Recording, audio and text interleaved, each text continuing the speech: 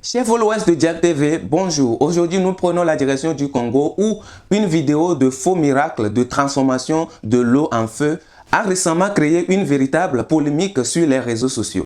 Un prophète aurait, devant toute une assemblée, transformé de l'eau en feu pour prouver sa puissance spirituelle. Mais rapidement, la vérité a éclaté. Ce miracle n'en était pas un. Et fait d'ailleurs plutôt rare.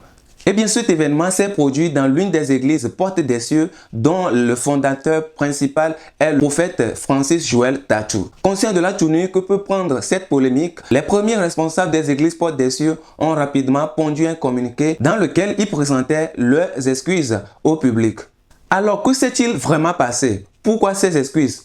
Qu'est-ce que cela révèle aujourd'hui de ces dérives que nous observons dans nos milieux religieux? C'est ce que nous allons voir ensemble dans cette nouvelle vidéo. Merci de rester connecté jusqu'à la fin de la vidéo. Surtout, abonnez-vous si ce n'est pas encore fait. Je suis Jack, créateur de contenu 100% chrétien.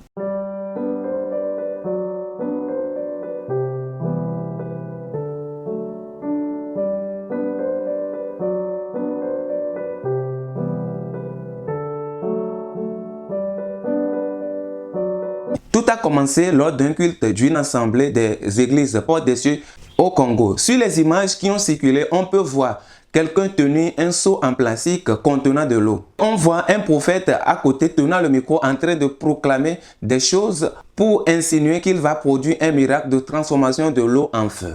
Quelques instants plus tard, une flamme apparaît sous les ovations des fidèles. Pour beaucoup, cela s'agissait d'un signe surnaturel ou encore une démonstration de la puissance divine. Mais d'autres ont rapidement émis des doutes par rapport à ce qui venait de se produire. Les avis se divergent donc. Certains parlent d'une mise en scène, d'autres évoquent une manipulation chimique. Bref, un miracle monté de toutes pièces. Et effectivement, quelques jours plus tard, la direction des églises Porte des Cieux leur a donné raison en confirmant qu'il ne s'agissait pas d'un vrai miracle. Voici pour vous les images. Prends feu. Amen. Ton problème prend feu. Amen. Au nom de Jésus. Amen. Au nom de Jésus. Amen. Ton problème prend feu. Amen. Ton problème prend feu. Ah. Ton problème prend feu. Amen. Ton problème prend feu. Sunday. Sayamandeta. Face à la controverse grandissante, le principal des églises des Portes des Cieux est monté sur la chaire pour pouvoir présenter ses excuses tout en éclairant l'opinion publique que c'était une erreur. Ce miracle dont la vidéo a circulé sur les médias sociaux. Je cite: « Nous présentons nos excuses à tous ceux qui ont été troublés ou choqués par cette vidéo.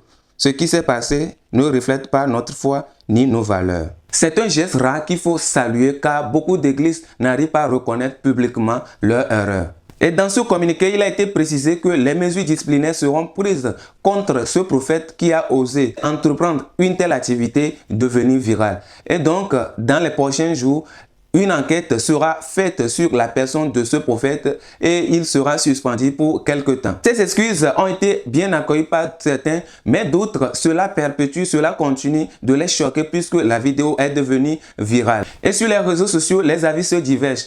Pour la plupart, ces gens de dérive aujourd'hui diminuent la foi et n'encouragent pas les gens à aller à l'église. Cela constitue une manipulation de l'opinion publique pour pouvoir attirer leur attention. Cela repousse ceux qui veulent vraiment adorer, ceux qui veulent réellement servir Dieu. D'autres encore ont salué la démarche responsable de la direction des églises Porte des Cieux en présentant leurs excuses de façon publique. Cela prouve leur grandeur d'esprit, cela prouve leur responsabilité en tant qu'église. Mais la question reste à savoir si aujourd'hui, jusqu'où certains pasteurs, certains hommes de Dieu sont prêts à aller pour pouvoir manipuler l'opinion publique, pour pouvoir prouver leur puissance. En ce qui concerne les fidèles, pourquoi aujourd'hui ils se laissent séduire par du spectaculaire au lieu de vivre l'expérience spirituelle que la Bible nous enseigne tout le temps.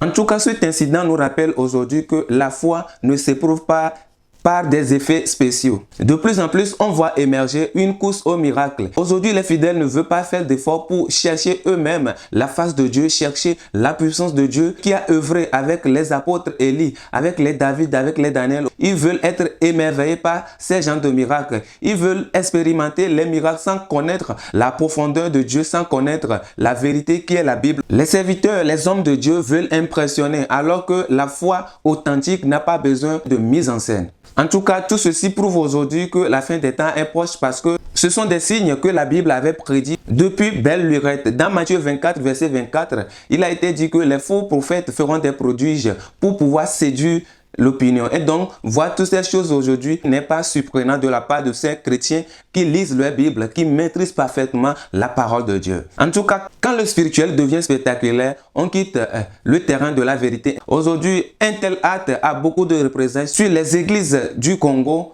et surtout sur la personne de Francis Joël Tatou, qui est souvent et sévèrement critiqué par rapport à ses actes prophétiques. Aujourd'hui, c'est toute l'image des églises du Congo qui est affectée. Quand bien même il y a des hommes de Dieu intègres, ils servent Dieu avec véracité. Aujourd'hui, il faut reconnaître que cette histoire n'est pas juste un scandale médiatique, mais c'est aussi un avertissement pour les leaders spirituels. Il faut que l'authenticité prime sur le show. Prêchez la parole de Dieu aux fidèles. Arrêtez de vouloir les séduire par des miracles qui n'existent pas. À tous les enfants de Dieu du monde entier, il est essentiel aujourd'hui de développer votre propre discernement, de créer une propre relation avec Dieu afin de le connaître davantage, afin de savoir comment il fait ces choses. Ce n'est pas parce que quelqu'un appelle le nom de Dieu qu'il est vraiment un homme de Dieu ou bien qu'il est sous l'inspiration divine. Aujourd'hui, il y a des faux pasteurs, des faux prophètes qui se servent du nom de Dieu pour pouvoir attirer de l'attention, pour pouvoir attirer une foule vers eux. C'est de la manipulation, c'est de la tromperie. Il faut du discernement à tous les niveaux, surtout pour tous ces fidèles qui refusent de s'approcher de Dieu, de connaître véritablement Dieu afin d'expérimenter sa puissance, sa grandeur. Aujourd'hui, il est important de développer ce discernement qui va vous aider à pouvoir distinguer le faux prophète, le faux pasteur du vrai. Nous devons cesser de donner la chance aux pasteurs, à certains pasteurs, de nous berner, de nous tromper littéralement. Aujourd'hui, c'est nous qui donnons la chance à ces pasteurs, à ces hommes de Dieu de pouvoir nous servir ce que nous voulons. Alors que ça ne doit pas être comme ça. Nous devons aussi chercher Dieu. Nous devons aussi connaître Dieu. La Bible dit quoi? La Bible dit que ceux qui ont cru en Dieu sont appelés des enfants de Dieu. Automatiquement, les hommes de Dieu ne sont pas aussi très loin de nous, aussi différents de nous. Ils sont juste mandatés pour un leadership, pour pouvoir nous conduire devant le trône de Dieu. Mais ils ne sont pas réellement différents de nous. Nous sommes les mêmes personnes. Nous sommes les mêmes types de personnes. L'autre leçon à retirer de cette affaire est l'humilité. Oui, aujourd'hui, il y a eu une erreur. Et suite à l'erreur, ils ont su rebondir là-dessus. Ça, c'est une démarche à saluer. On peut dire aussi qu'ils sont sur la voie de la repentance. Nous sommes sûrs, dans les prochains jours, il n'y aura plus ce genre de choses dans cette église-là.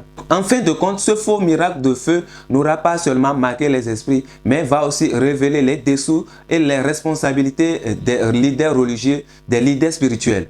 La direction de l'église concernée a eu à présenter publiquement ses excuses. Mais il reste une question essentielle. Voulons-nous aujourd'hui des miracles spectaculaires ou une véritable foi qui change nos cœurs? Vos avis dans les commentaires, merci de les donner. Mesdames et messieurs, merci d'avoir suivi cette analyse. Pensez-vous déjà à vous abonner à cette chaîne pour d'autres actualités ainsi que d'autres analyses? À très bientôt sur Jack TV.